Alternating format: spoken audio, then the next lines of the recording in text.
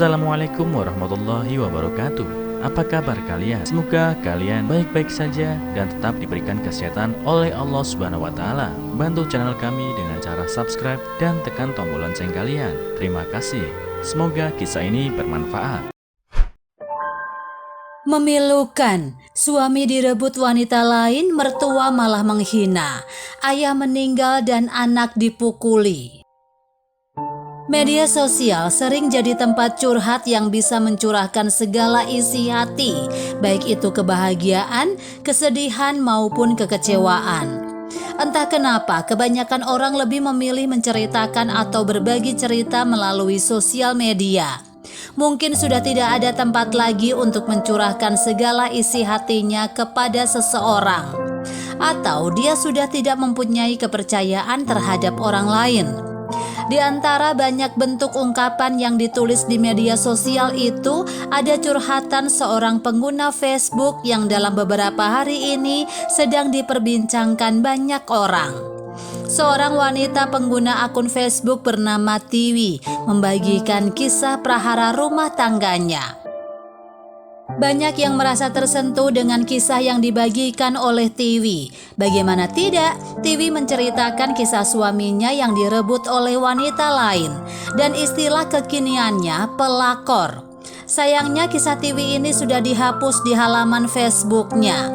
Namun banyak netizen yang sudah membagikan ulang kisahnya, seperti yang dilakukan oleh pengguna akun Facebook Silvi. Berikut kisah lengkapnya dikutip dari tribunnews.com. Ternyata pelakor masih berkeliaran ya mak. Aku ikut merasakan kesedihan Mbak Tiwi karena suaminya direbut dengan sadis. Bacanya bikin nangis ngilu. Ya Allah ya Robi. Untukmu wanita yang membuat rumah tanggaku serta hidupku dan anakku hancur. Selamat ya Mbak En.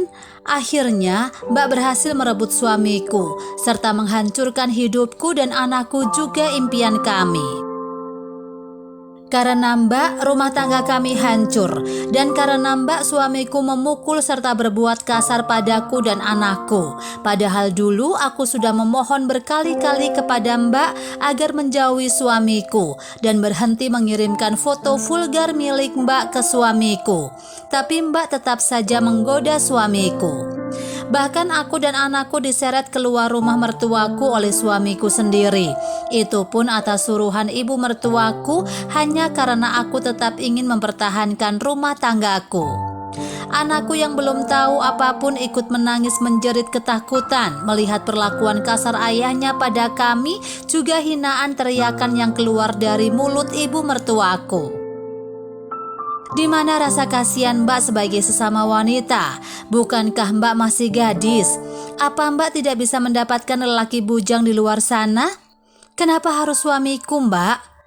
Bahkan bapakku sampai meninggal akibat serangan jantung karena kasihan melihat aku terus disiksa dan dipukuli oleh suamiku. Aku pun mengurus makam bapakku sendirian karena ibuku sedang sakit dan harus dirawat di rumah sakit karena terlalu terpuruk akibat kematian bapak. Aku harus kehilangan bapak yang selalu ada melindungiku dari kecil akibat perbuatan suamiku yang bahkan meninggalkanku dan anakku. Pada saatku mengadu pada ibu mertuaku, ibu mertua pun malah membela anaknya dan mengatakan bahwa akulah yang lalai sebagai istri, serta menfitnah saya agar anaknya terlihat benar di mata tetangganya. Tapi demi Allah, tak pernah aku melakukan sesuatu yang dilarang suamiku. Aku tetap melaksanakan kewajibanku sebagai istri meskipun suamiku kerap berlaku kasar padaku dan anakku. Kemudian penderitaanku tak berhenti sampai di situ. Suamiku nekat menggugat cerai dan menikahi Mbak. Apa Mbak bangga setelah membuat kehidupan kami benar-benar hancur? Sungguh tak ada satupun wanita yang pantas mendapatkan perlakuan serta penderitaan ini. Aku kuat dipukuli oleh suamiku dan difitnah mertuaku, tapi aku gak kuat saat wajah polos anakku menangis mencari ayahnya. Sekarang Mbak boleh bangga memamerkan foto mesra Mbak bersama suamiku, atau sekarang sudah menjadi suami Mbak di medsos. Tapi ingat, karma itu berlaku Mbak. Rasa sakit ini kelak juga akan Mbak rasakan. Sungguh Mbak sudah menghancurkan impian kami dan masa depan anakku akan sulit. Apa Mbak bahagia setelah menghancurkan kehidupan kami? Apa Mbak bangga membuat aku dan anakku merasakan penderitaan yang seharusnya tak kami rasakan? Dan untukmu suamiku atau sekarang sudah menjadi mantan suamiku, meski belum ada ketukan palu putusan pengadilan. Apakah kamu lupa siapa yang selalu berada di sisimu saat kamu bukan siapa-siapa? Aku menerimamu apa adanya, namun mengapa saat kamu mulai sukses dan perempuan itu datang lalu kamu menjadi kasar kepada kami? Anakmu masih kecil dan masih membutuhkanmu, tapi dengan tega kamu meninggalkan kami demi wanita itu yang bahkan tidak ada di saat kamu susah dan di saat kamu bukan siapa-siapa. Ingat kan Allah sudah pernah menegurmu, memberimu sakit demam berdarah yang sudah tahap akhir. Dan apa yang terjadi? Tidak ada siapapun yang mau berada di sampingmu, bahkan ibumu pun tak mau membiayai biaya perawatan rumah sakitmu. Tapi tidak dengan diriku.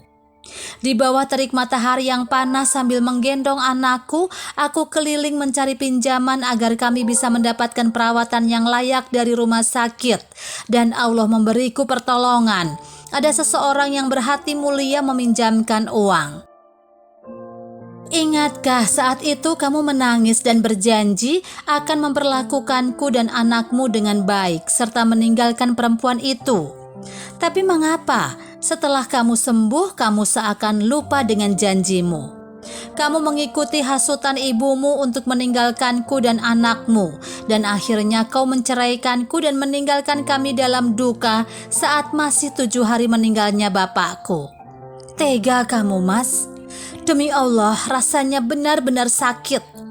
Dulu sempat aku berpikir untuk mengakhiri hidup, tapi aku melihat anakku dan ibuku.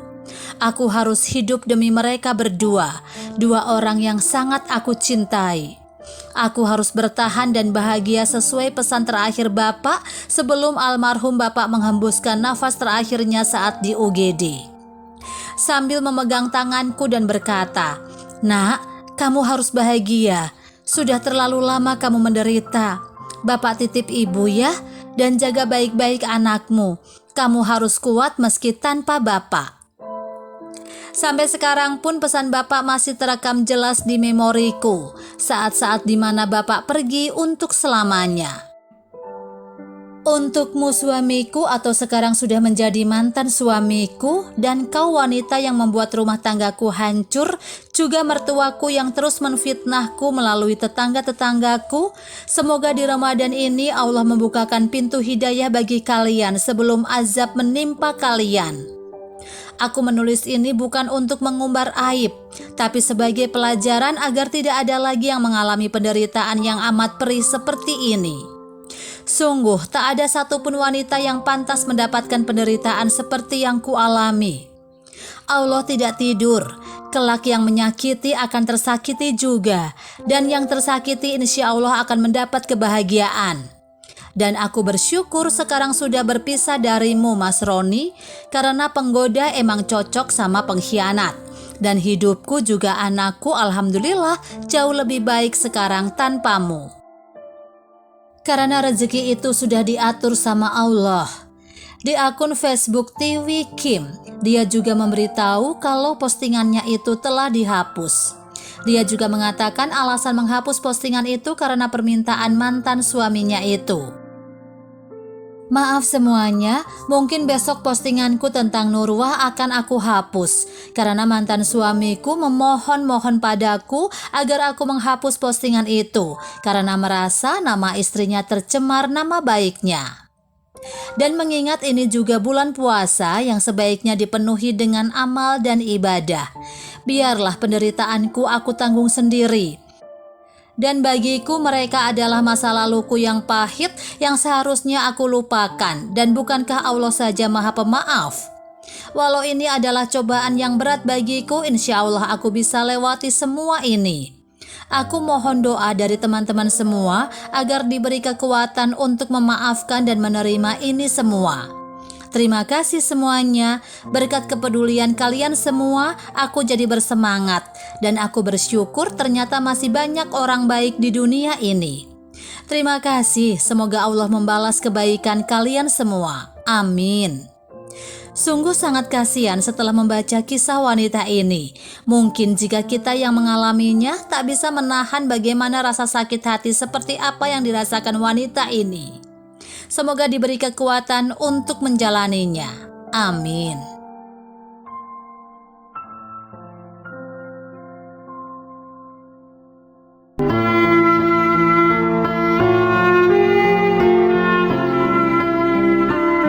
Assalamualaikum warahmatullahi wabarakatuh. Apa kabar kalian? Semoga kalian baik-baik saja dan tetap diberikan kesehatan oleh Allah Subhanahu wa taala. Bantu channel kami dengan cara subscribe dan tekan tombol lonceng kalian. Terima kasih. Semoga kisah ini bermanfaat.